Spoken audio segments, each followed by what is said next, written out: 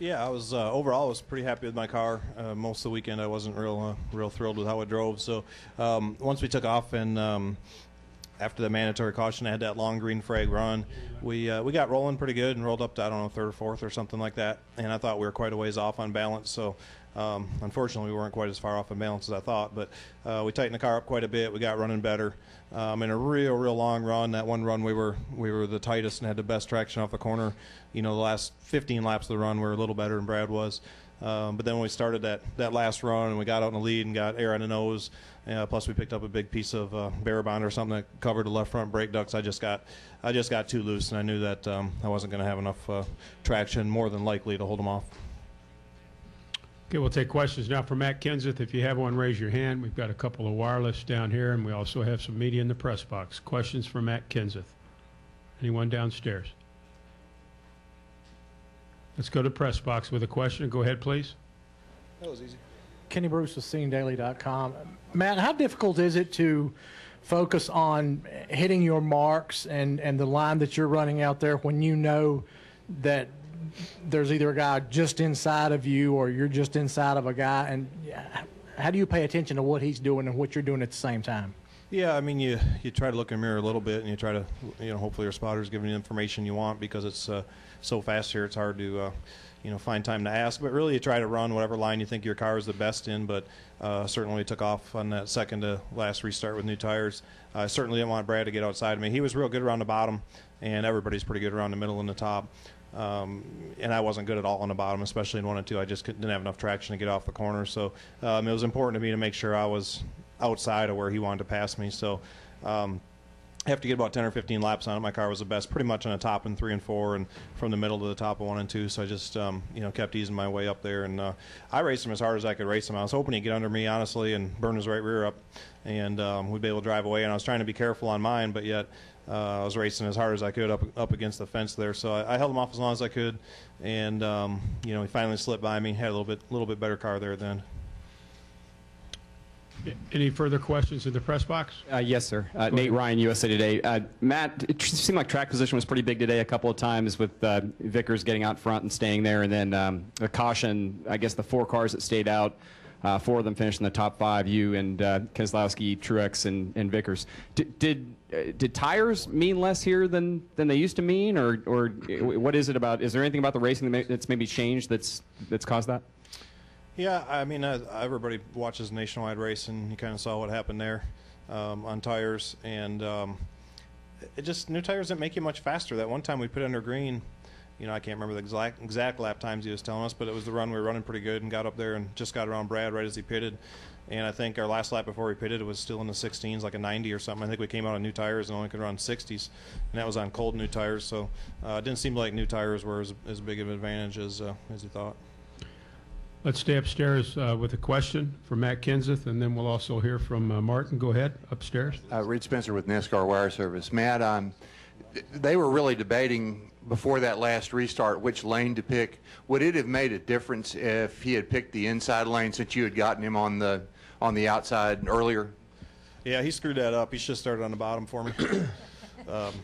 But unfortunately he didn't. So I don't know. I mean, I couldn't run on the bottom. Brad was really strong in the bottom of 1 and 2. It was weird. Even most cars, as they get 20 or 30 laps in their tires, they'd all run fairly high.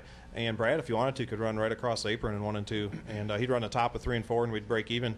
And he'd run in there, and I'm thinking, I'm going to roll right outside of him, and he's going to kind of get the shaft. And he'd roll through there so fast you could never get a run on him. So I think he liked the bottom of 1 and 2.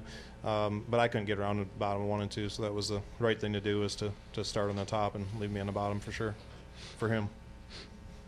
Okay, we're also joined now by a third-place finisher in today's race, and that is Martin Truex Jr. He drove the number 56 Napa Auto Parts Toyota for Michael Waltrip Racing. All 3 of the MWR cars finish in the top 5 as they go 3, 4, 5.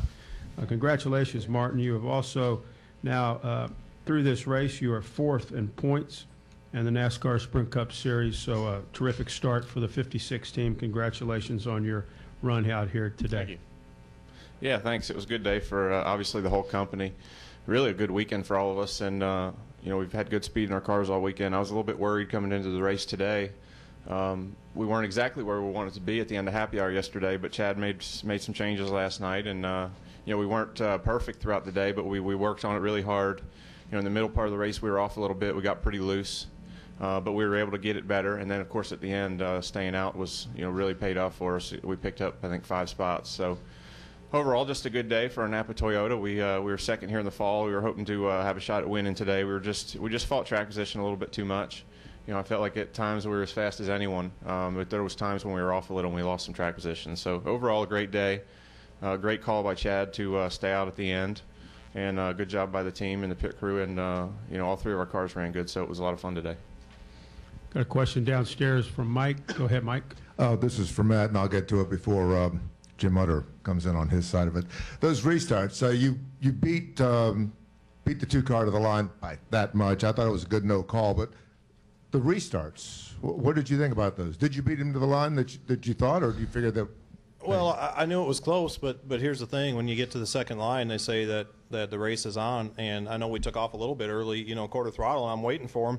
And I think, and NASCAR actually has the data so they can look at it, which is kind of cool. But that last time, I didn't even floor it until I got to the start-finish line, so I don't know if he was trying to let me beat him on purpose. I don't know what was going on, but I was half throttle for probably, 5 car lengths, and finally I was like, I got to go, or, Martin or whoever was right behind me was going to just drive around me. So I was way past that second line, and we still weren't wide open, so I think he was just playing a little game trying to get me out there. So I had to drill the brakes and brake check everybody and go back by me. So I just watched him and tried to get to the line, just barely behind him. Dustin has a question, and then we'll go to the press box. Go ahead, Dustin. Dustin Long, SI.com for Martin. What's kind of been, how have you seen kind of the development of this organization? What's kind of turned things around? I know you guys had some stronger runs at the end of last season. What's kind of, how's that kind of carried through, and what's kind of changed? Because it seems like at times the MO last year was you guys would have some speed, but you couldn't put together races. There would be mistakes or things that would happen that would just, instead of getting top 10s, you were getting 25th and 30th. Yeah, I think a lot of that through the mid part of the year was, obviously we had a little bit of bad luck there. We got caught up in some things, but really throughout the middle last year, we were kind of struggling speed-wise, and Michael and Rob really took a step back as an organization. Bringing in Scott Miller towards the end of last year was certainly a big key, and really kind of restructuring how we did things. We started building some new cars. We were, TRD was giving us a lot of input. Really had, Toyota had a lot of influence on the direction we headed, and really just started from scratch almost. There was a while there last year where we were kind of building new stuff, and it felt like we were going to the racetrack, not, without using any of our new stuff because it wasn't ready yet. It kind of took a while to get everything put in place, to make sure that it was going to be good. And once we started bringing those new cars out with, and then Scott coming on board, and it's just been a constant evolution throughout, middle of the last year. And towards the end of the year, we really started to have some good runs. We were having consistency. I think for our team, a big part of that was just Chad coming in as crew chief middle way through last year, and he was just really, kind of coming into his own, getting some confidence, really getting his arms around the team and what I liked in a race car and, what our race cars liked in general. So a lot of things went on last year, and then I think in the off season we just continued to build on that. Obviously, we brought in a lot of key people. With Mark coming over, he obviously brings a lot. Clint coming over, Brian Patty. Rodney Childress doing the 55 car has always been really, really good. And we've just got a good organization right now, a good bunch of people. We've got 3 cars that seem to go to the racetrack and run really well each week. And we're able to each feed off each other. And, of course, we really showed that today, all running up front at different parts, throughout the day. And really all season, all of our cars have been strong. So I think across the board, it's just been, a lot of hard work, a lot of dedication by the team. And in the end, all the people just doing their jobs the best they can do, and things have been working out for us. Let's go to the press box for questions. Go ahead. Nate Ryan, USA Today. Martin, following up on Dustin's question there, obviously Brian Vickers is a good driver, but what does it say about Michael Waltrip Racing when a guy can just get in one of your cars and do what he did today? I assume that says a lot about him, but I think it says a lot about your team too, right? Well, yeah, obviously it says a lot about the cars. I think everybody knows that Brian's a good driver, and he's more than capable. He's won in the Cup Series before, nationwide championship. So, I think that there was, when his name came up to fill in for 6 races when Mark wasn't running and Michael wasn't running, I was all in favor of it. I knew what he would be capable of, and I knew we had great race cars. And You know, Rodney's really, really good here at Bristol. He's had some great runs with David Rudiman in the past, and he's come close to winning this thing a bunch of times. So I was not surprised at all to see Brian drive to the front in the beginning and really run up front all day long.